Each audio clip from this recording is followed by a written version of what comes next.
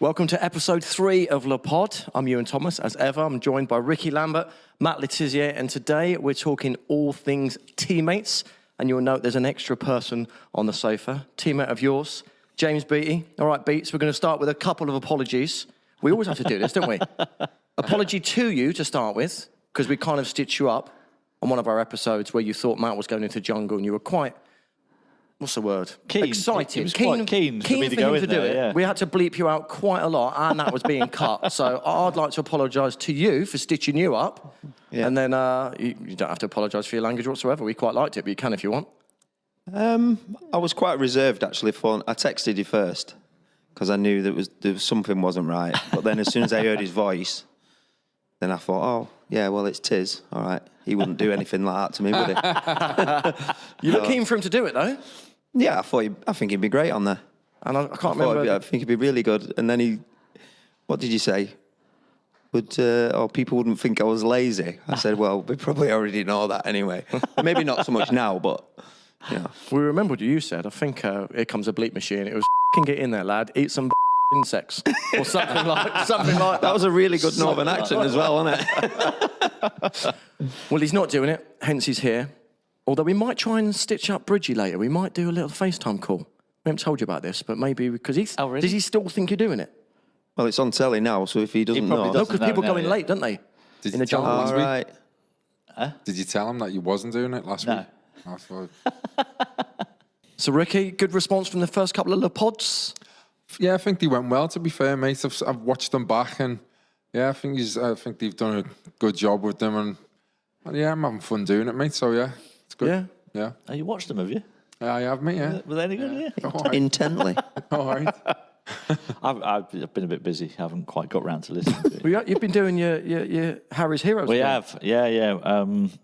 We're doing the second series of Harry's Heroes, which will be culminating next week.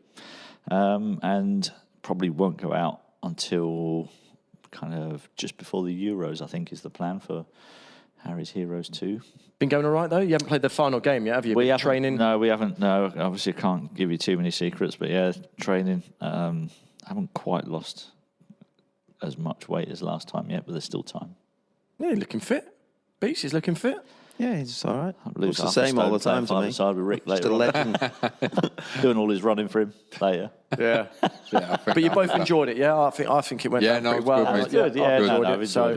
I've enjoyed it. Onwards and upwards. Absolutely. And we're lucky today we've got an extra guest as well. We have indeed. And we're going to be talking teammates. And you two, James and Matt, you sort of careers just about crossed over, didn't they? For a few years here. Yeah. We had 4 years, I think it was. Yeah. 4 years as teammates. Obviously, I was kind of coming to the end of my career. And I was trying to politely say Beats that, yeah. probably didn't see the best of me in those 4 years. I had quite a few injuries during that time. Well, in training, maybe not the best. In training, yeah, definitely.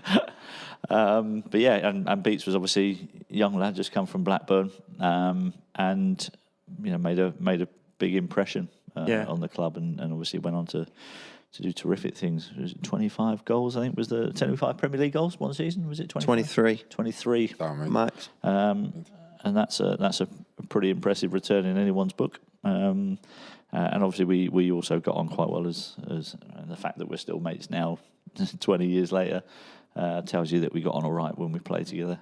I mean, and socially as well. I remember seeing both of you, Icon and Diva, a couple of times. Obviously drinking lemonades. Yeah. Beats turning up coincided with me being single for the first time since I was 16. So, directly my fault. No, the Matt Letizia that he saw was probably very different to my teammates for the previous 12 years who never saw me go out and get drunk. Really, I mean, I very rarely drank for the first 12 years of my career until Beats turned up. Really. You're a bad influence. What age even was at you? 19 years of age, were you? But I was going to say the biggest thing for me was I was 20. 20, okay. And then that was the first time that I'd left home, and to go into a dressing room with someone like Matt welcome me straight away. I think sometimes there couldn't be, because Matt, like you said, he was more towards the end of his career, and then you get like a little whippersnapper coming in the dressing room, but he welcomed me along with like the other lads and that. like Franny, there's Kenny Moncal, wasn't there? Richard Dryden, Dave Hughes, Oaksy was there. But, you know, he just welcomed me and made me feel at home, which helped me a lot because, as I say, it was the first time I'd lived away from my parents. So it helped me settle down. And then I got into the team about November. It didn't take too long, did it, for you to get in the side? You know, we probably did go out a little bit too much, maybe, would you say? Not at the wrong times. No. It was never in close proximity to a game. But I think back in those days, it was a little bit different, and we did kind of go out a little bit more often than perhaps the players would go out in this day and age. I came in and I was... You were really shy.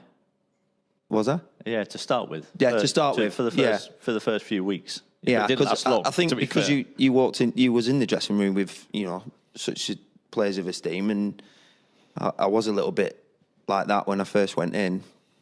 But over the weeks, like you say, you know, they get to know you.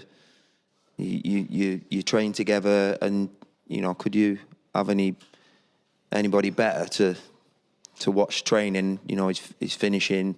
I've even said, you know, publicly that some of his goals in training were better than that unbelievable DVD that he's got. And people go, nah, I can't be, but they were.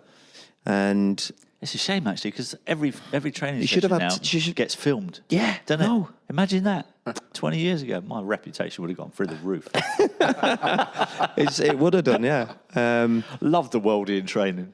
But it didn't matter when you I think that's something that I took on as well. I think it's part of your personality, but when I started getting established in the team, you know, I used to go to the younger lads and say, if there's anything you need, you know, come and see me or whatever. And like Bestie, and do you remember Dexter Blackstock? And yeah. I used to sit them down and say, how's it going, lads? And then roll on in about another 18 months, I'd come in and they'd have all my clothes on and that. Which was fine. But I think it's something, you know, as I went through my career, you try and look after the younger lads to make them feel part of the team, definitely. Your attitude definitely changes as a teammate, depending on your age in the change room. I don't know if you felt that, Rick, as a young lad in the change room, and then as you go through your career, you get to a point, and it's really odd because it's just like one season. Yeah. You turn up, and like back in our day, we used to have like young uns against old uns in the five-a-sides, and there's just that one season where you turn up and they go, right, young uns v old uns, and you look round and you go, I'm in the old uns. I'm in the old uns, and all of a sudden it's like a switch goes in your head, and all of a sudden that's it. You're no longer a kid anymore. You're now one of the responsible old people in the change room, and you have to behave a little bit differently. No, I do agree. You've got to look after them, but you test the young ones as well, don't you, to see if they've got anything about them. And they're the ones who normally make it as well, isn't it? The ones who've got a little bit about them. I don't know. I think it might be changing a little bit now. I think the kids these days, they get treated unbelievable.